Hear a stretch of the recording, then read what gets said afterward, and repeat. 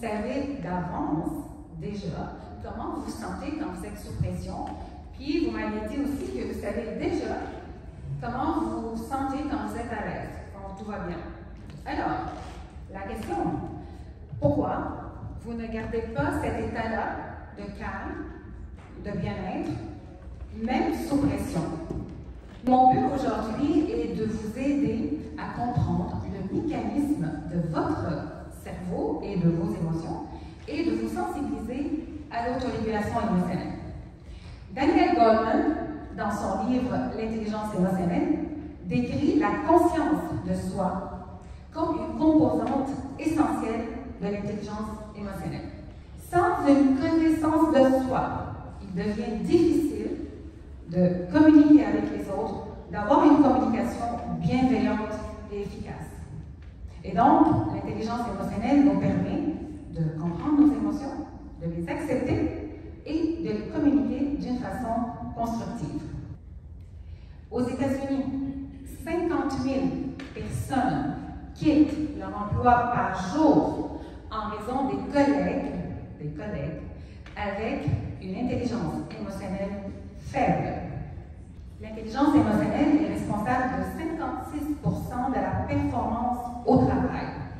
Autrement dit, une personne avec une intelligence émotionnelle élevée est 127% plus productive qu'une personne avec une intelligence émotionnelle faible. Notre corps est composé de milliards et de milliards et de milliards de molécules. Chaque molécule est composée de plusieurs atomes.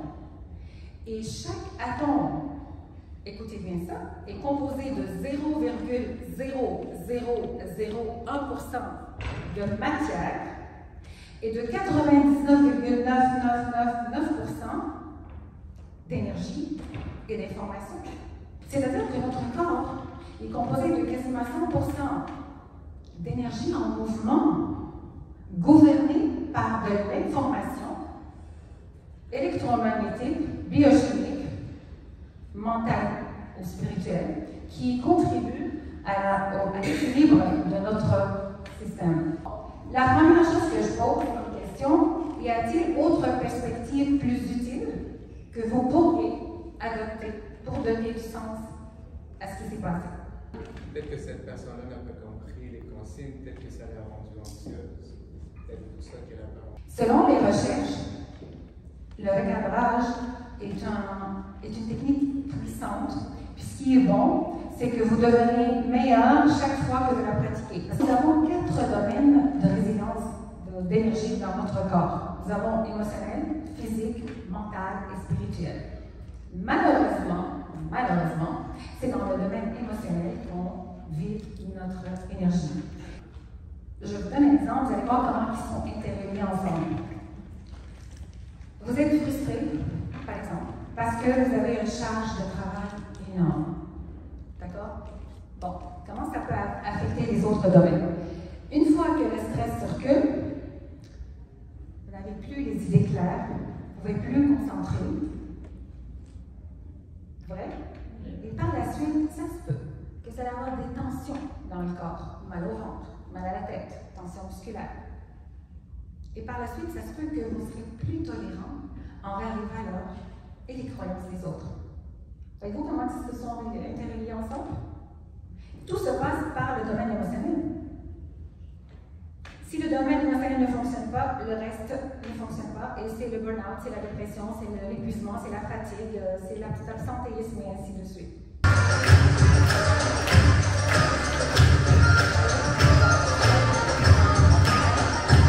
Comment vous voulez boucher une fuite d'eau si vous ne savez pas ça vient d'où la fuite?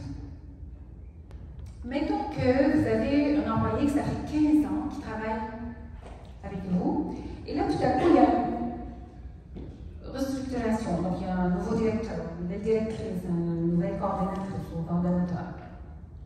Cet employé-là prend ça mal. Et donc vous, votre rôle, c'est d'observer et de vous interroger. Est-ce que c'est vraiment le changement qui dérange? Ou est-ce que cette personne-là a peur de perdre ses repères, de perdre une reconnaissance, de perdre un rôle. Donc, quand vous faites ça, ce qui arrive, c'est que, dans le fond, vous transformez la résistance de cette personne-là en contribution.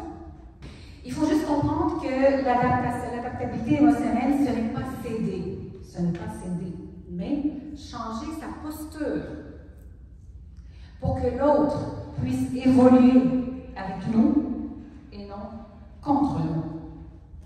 Et dans votre travail, l'humain est au cœur de l'action, vrai? Et donc cette technique fait toute la différence.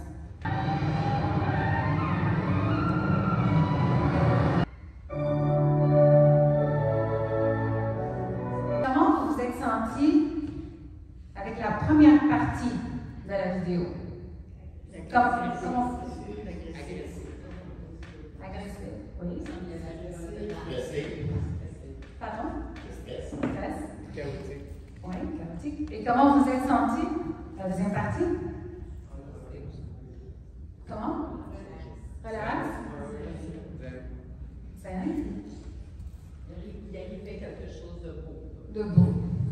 Donc, êtes-vous d'accord que c'est la musique en arrière-plan qui a changé votre perception? Vrai? Les émotions fonctionnent exactement pareil. Quand le cœur bat, il y a de l'électricité qui sort. Et cette électricité-là crée un champ magnétique. Et ce champ magnétique-là, il s'étend à 3 pieds fort.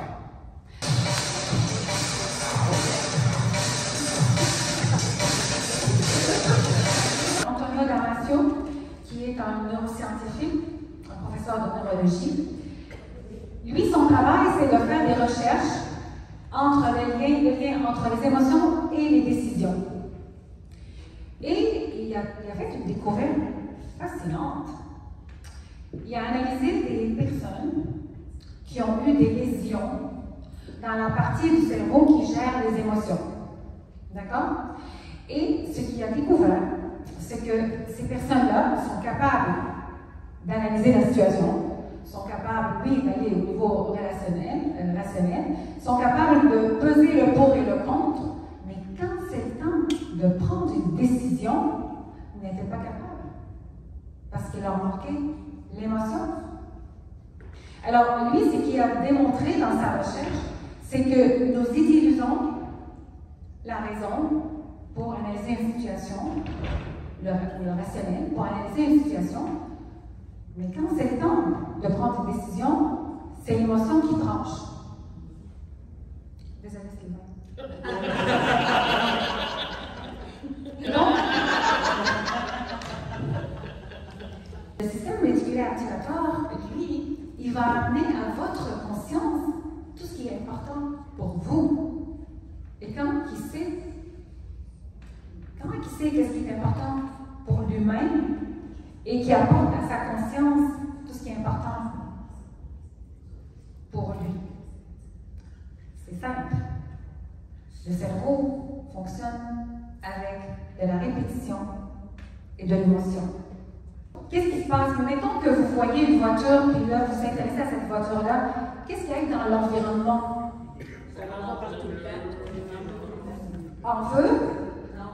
Vous allez voir tout le temps des voitures blanches, Toyota, décapotables. Ça vous arrive? Mais ça, moi, avant de prendre des cours en neurosciences, je pensais que c'est le hasard qui fait que je commence à voir des Toyota blanches, décapotables. Mais non. C'est mon système réticulaire activateur qui scanne mon environnement, qui a dit Toyota blanche, décapotable, c'est important pour Gianna. Alors, on va scanner l'environnement, puis on va amener à sa conscience toutes les Toyota blanches décapotables. Nous avons notre système nerveux autonome qui, lui, a 2 branches, sympathique et parasympathique. D'accord? La sympathique, c'est comme le pédale d'essence. Quand vous posez sur le pédale d'essence, qu'est-ce qui se passe? Boum! Et là, la voiture part, vrai? Quand vous réagissez sur le coup, sans réfléchir, puis par la suite regretter, et dire j'aurais dû dire ça, j'aurais dû penser avant de parler, mais c'est parce que c'est votre système sympathique, s'active. Quand nous sommes frustrés, en colère, tristes, anxieuses, ça se voit, vrai? On peut les détecter facilement. Quelqu'un est en colère, vrai? Mais savez-vous qu'il y a des émotions qui sont sournoises? Sournoises. Ils jouent en arrière-plan.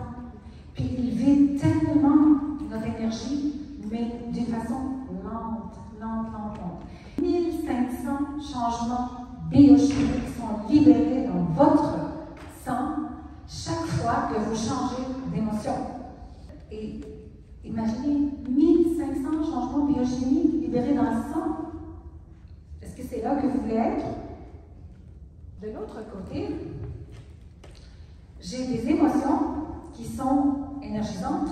J'en ai mis en haut, excitation, courage, joie, épanouissement, parce que ça me donne « Wow, ok, c'est vraiment excitant ». Puis en bas, j'en ai mis aussi des bonnes, mais sauf que ils vont remplir ma batterie tranquillement, tandis qu'en haut, l'épanouissement et la joie vont remplir ma batterie encore plus vite. Et regardez à côté, j'ai DHEA. DHEA, c'est une hormone. C'est l'hormone de la longévité. DHEA, c'est dihydroépiandrostérone. C'est l'hormone de la longévité. Chaque fois que vous sécrétez, chaque fois que vous avez une émotion comme ça, encore là, il y a 1500 changements biochimiques encore qui sécrètent dans votre sang. Mais cette fois-ci, ce sont des bonnes biochimies. En principe, on ne veut pas être du côté gauche. Le plus possible, on va être de l'autre côté. Et si vous ne retenez qu'une chose aujourd'hui de cette formation, que ce soit celle-ci, chaque défi que vous surmontez, c'est une preuve de votre capacité à grandir. Et c'est cette croissance qui façonne le meilleur de vous-même. Bonne journée.